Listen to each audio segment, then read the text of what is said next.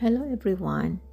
Ngayon magbuhat ta karon og kanang viral na oil na gibutangan og alcohol.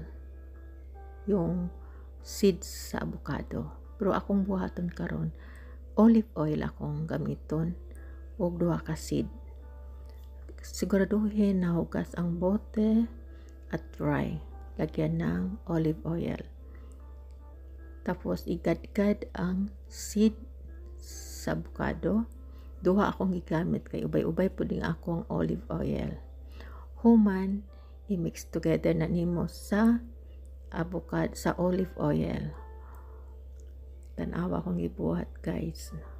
Human sa anang 2 ka adlaw, pwede na nimo siya gamiton.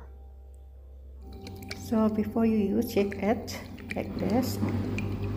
Then wrap a little bit like that.